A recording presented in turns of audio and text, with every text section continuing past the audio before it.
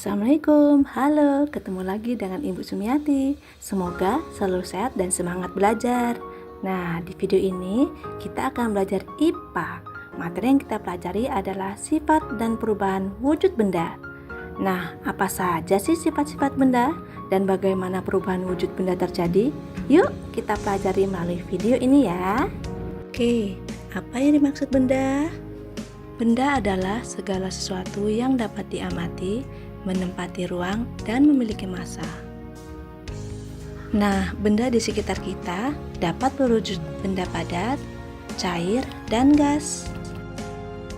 Benda padat memiliki sifat-sifat yang membedakannya dengan benda cair ataupun gas. Berikut ini adalah sifat-sifat benda padat. Yang pertama, bentuknya selalu tetap. Benda padat dipindah dimanapun bentuknya akan selalu tetap.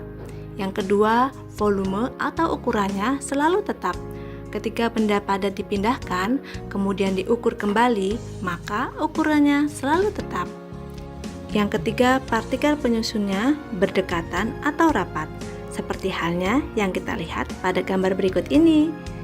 Ketika penyusun, benda padat terlihat.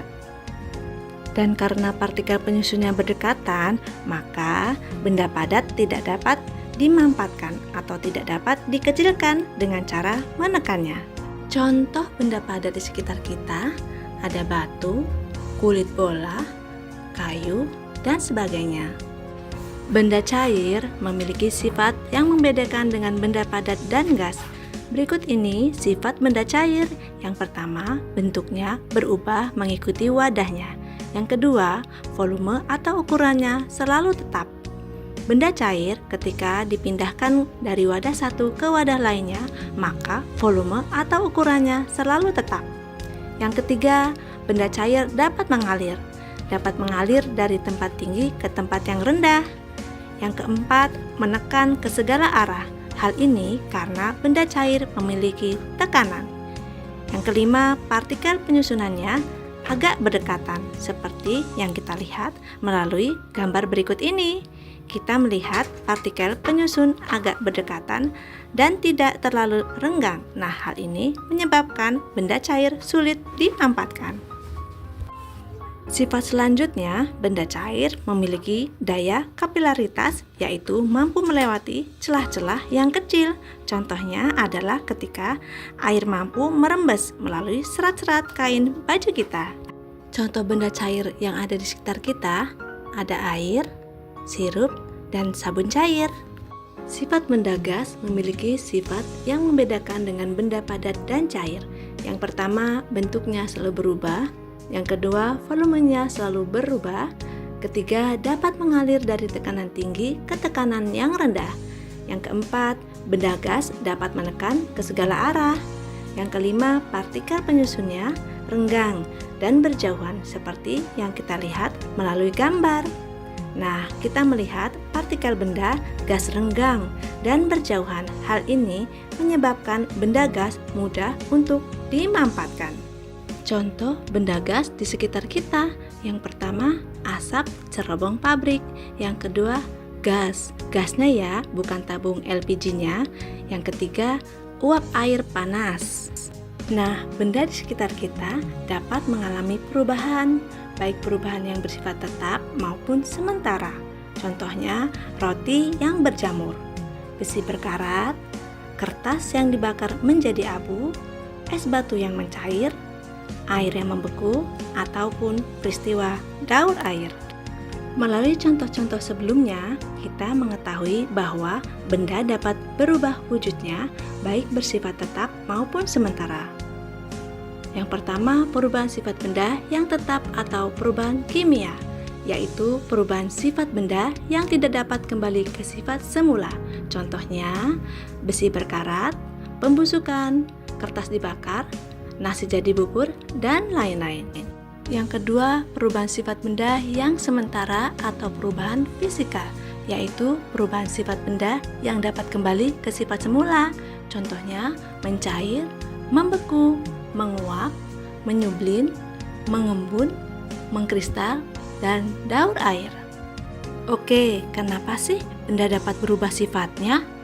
Faktor-faktor yang mempengaruhi perubahan sifat benda, yang pertama, perubahan suhu benda. Yang kedua, interaksi dengan zat lainnya.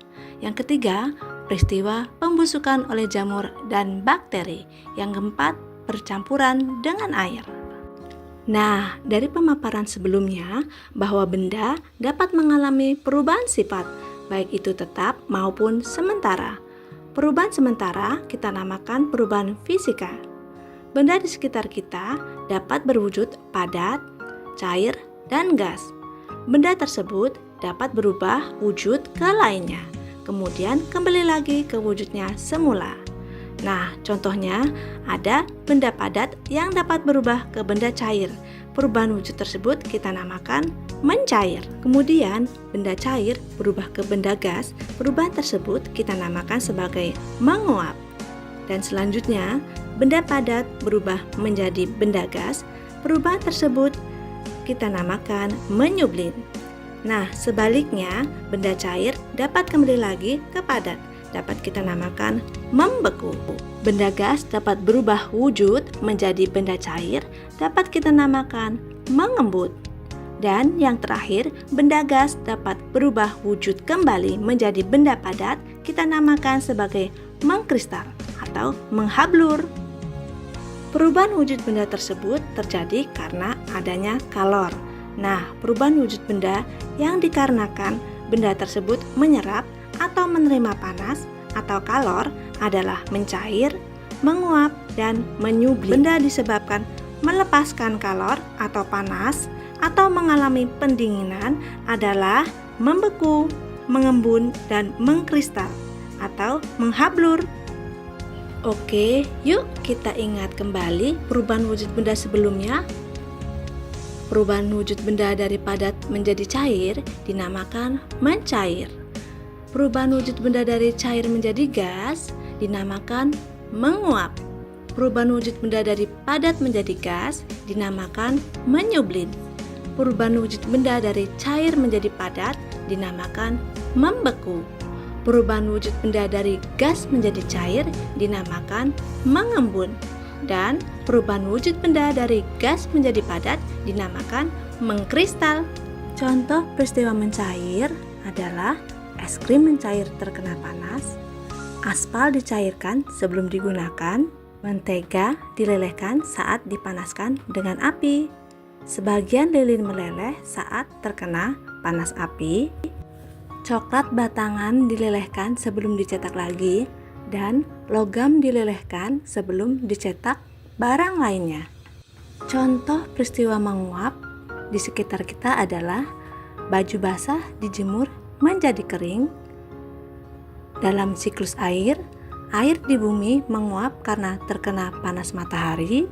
Saat mendidihkan air, sebagian air berubah menjadi uap. Peristiwa menyemprotkan parfum.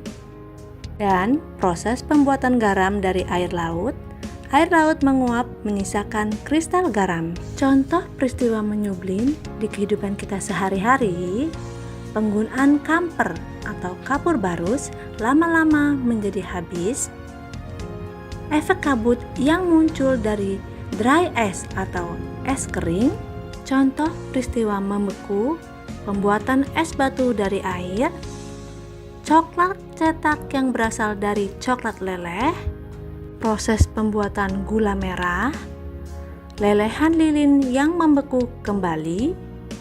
Contoh peristiwa mengembun di kehidupan kita sehari-hari, terjadinya embun di pagi hari, butiran air di luar gelas yang berisi es, gumpalan awan yang menjadi air hujan, kaca di dalam mobil basah saat hujan berlangsung, dan butiran air di dalam tutup teko yang berisi air panas.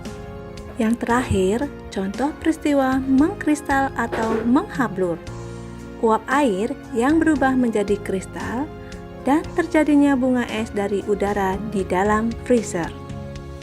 Nah, tadi kita sudah belajar sifat dan perubahan wujud benda.